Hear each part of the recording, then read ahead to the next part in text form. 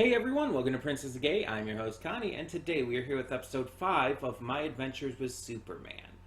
And Clark Kent is Superman. Lois has finally figured this out.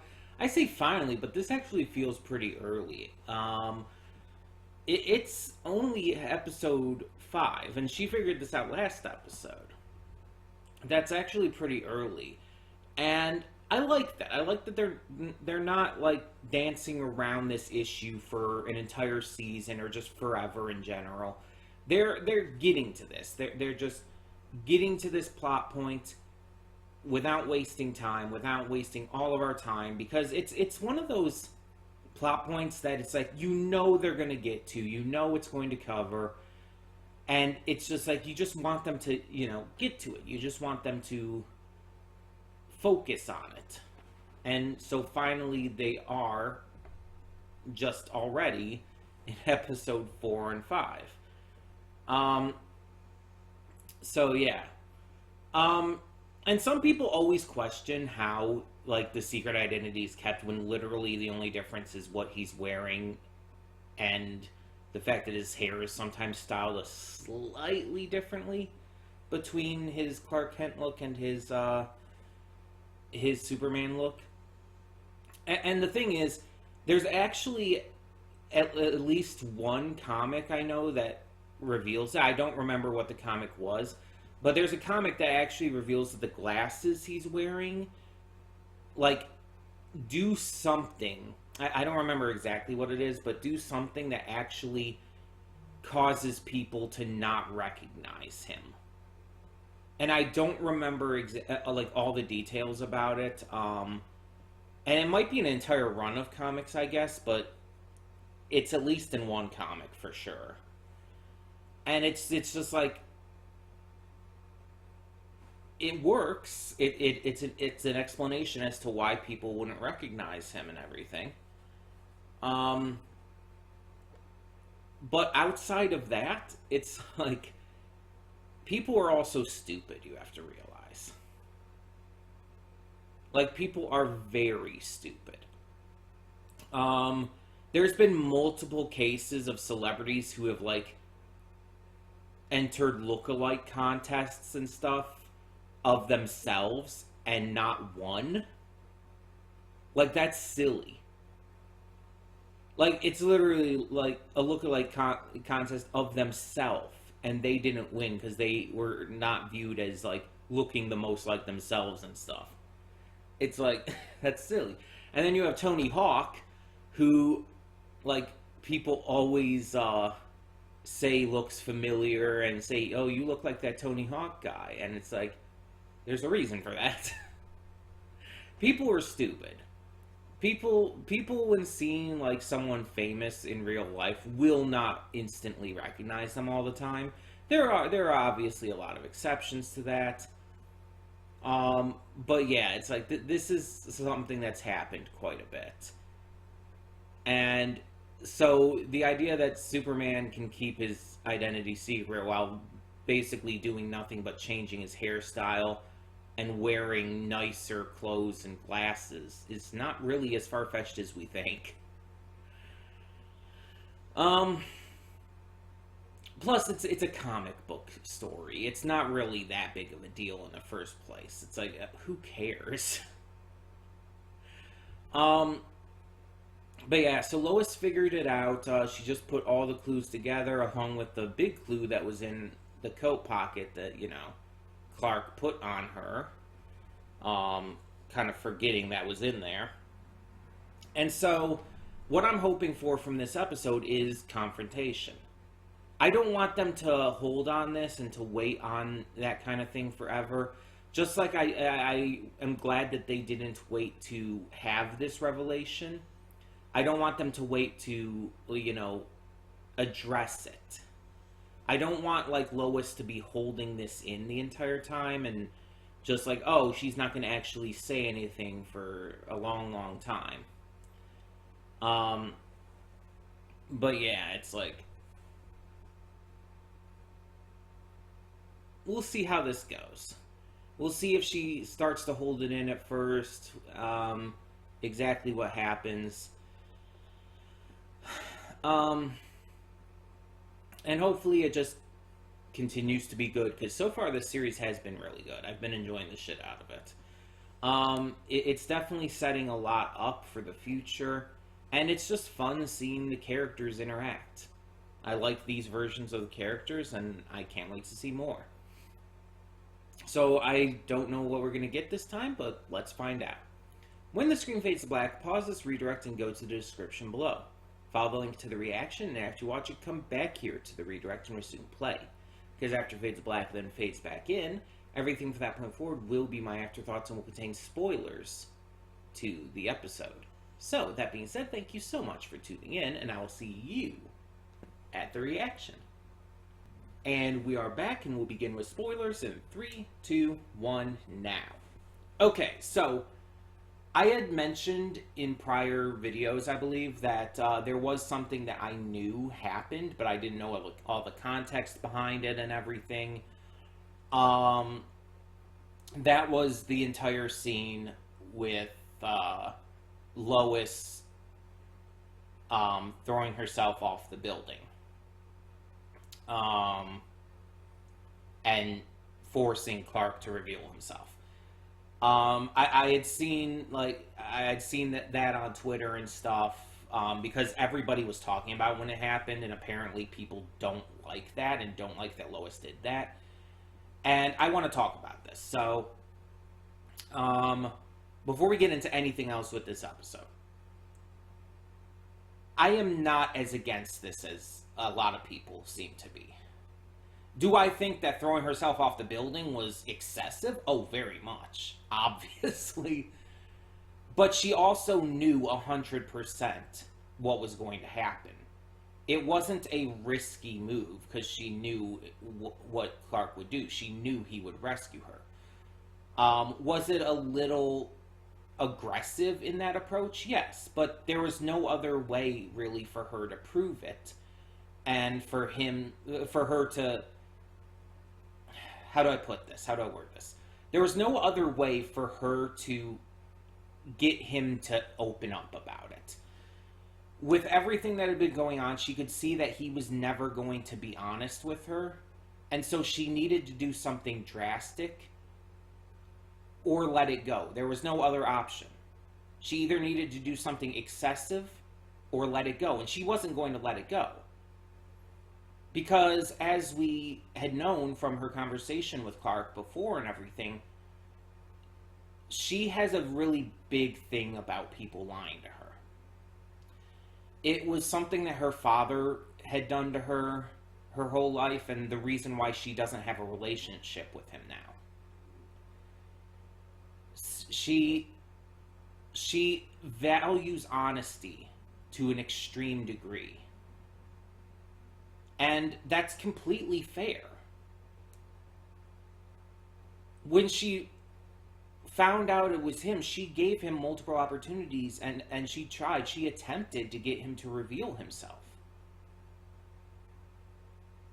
And like she said, a lie by omission is still a lie. You could try to argue that she doesn't really have the that she's not close enough to know about this, but she definitely is. It showed how close they have become. They're practically together without having said the words. She's literally kissed him when he asked her, when she said, I've been trying to figure out whether or not this counts as a date or not. And he's like, regarding I believe that was the incident with Ivo. And he's like, well, what did you decide? And she kisses him, very clearly expressing that this was a date to her. That in her eyes, they are a couple. She deserved to know. And I understand why he was hiding it. I understand why any superhero would hide their hero identity. For protection. It's a very simple, standard, just reasonable excuse. But there are certain people who you really should let in on it. You should always have that group of confidants who you can rely on, who you know you can rely on. And he knows. That's another aspect of it. He knows he can trust her. He knows that he can rely on her. The only thing that she's done that would ever like have broken that trust was literally the one thing where she refused to tell him about Perry wanting them back. And that does not equate. That's not equatable in the slightest.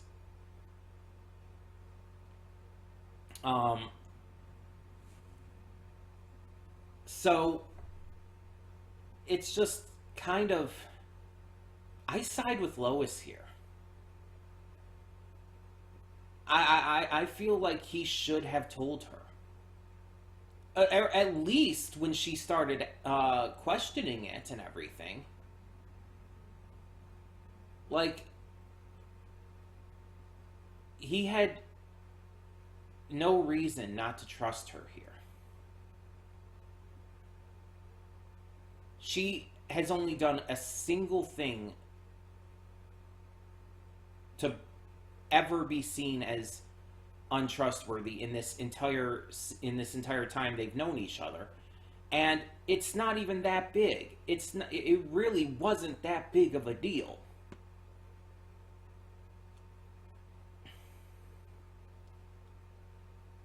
And again, her throwing herself off a roof was excessive. It was a lot. Yes. But it's funny how I've seen so many people complaining about this, and yet no one complains about Lois doing the exact same thing in the Superman 2 movie. Because, yeah, if you didn't know, in Superman 2, Lois jumps out of a window to get Clark to admit that he's Superman. The only difference is in that movie, he didn't. He went down with his super speed and set things up so that she would fall safely onto like a vegetable cart or something. It's been a while. I don't remember exactly what it was. It was like a vegetable cart or something.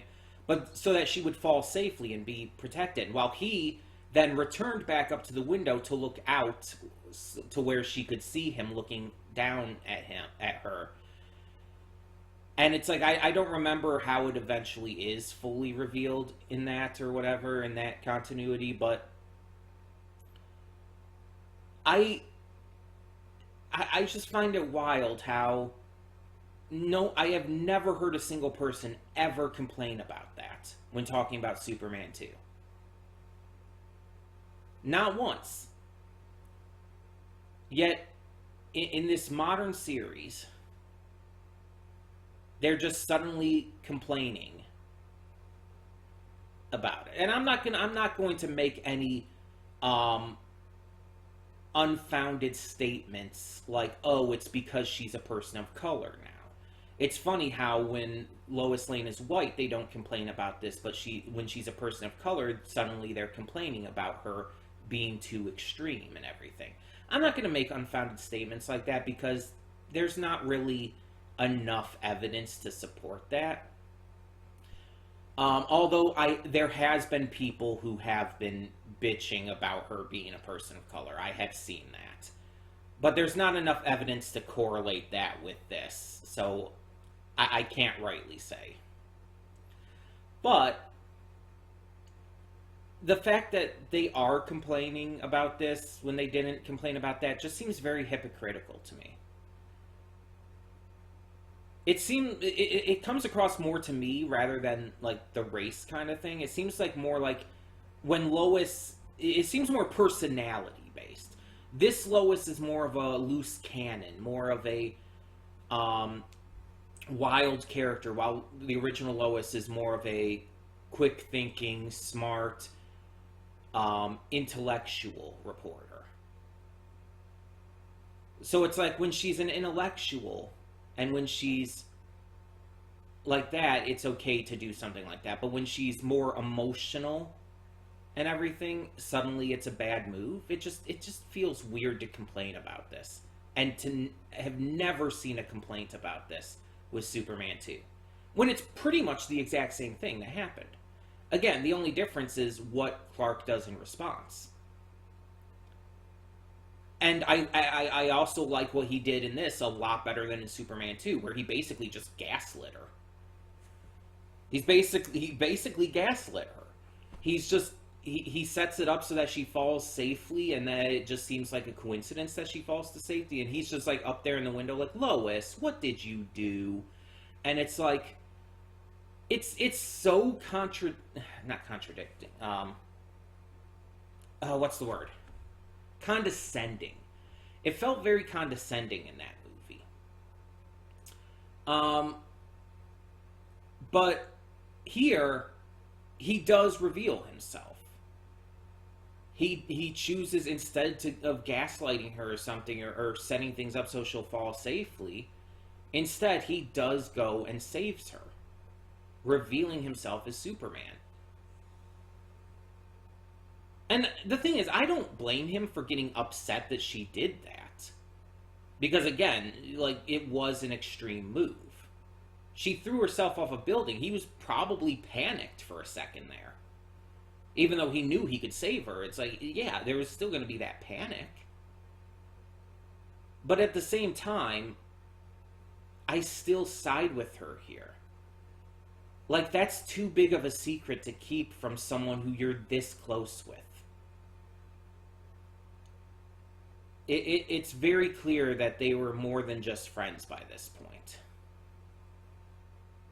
It's extremely clear that there was a lot more.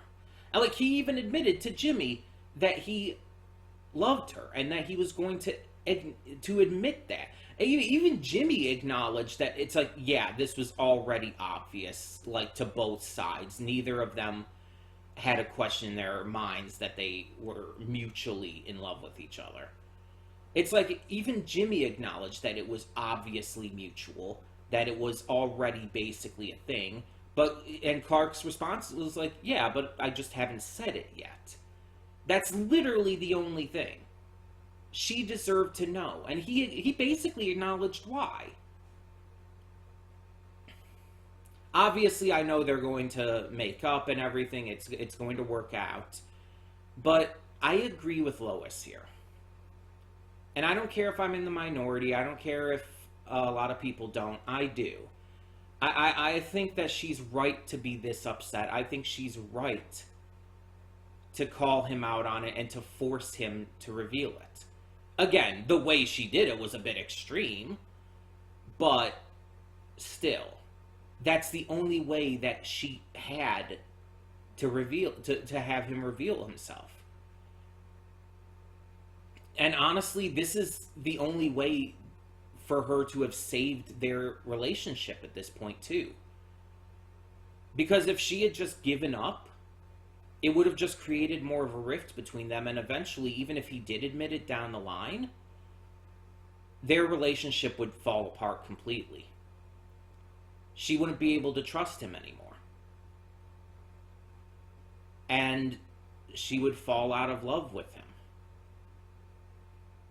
It's very obvious that's where it would have headed if she didn't do this. So, yeah, it's just, I don't have really that much of an issue with what she did here. That being said, this episode did have more than just this in it.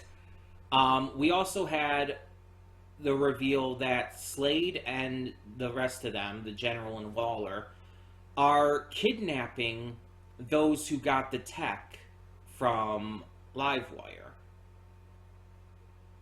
I mean, they could just take the tech back, but they're also kidnapping them. Well, also, I guess, pretending to be Superman.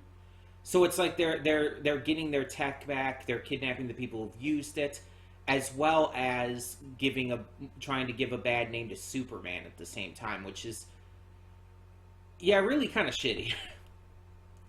But I feel like there's like hints at the General in this, like Superman, Clark, and the General having some kind of history.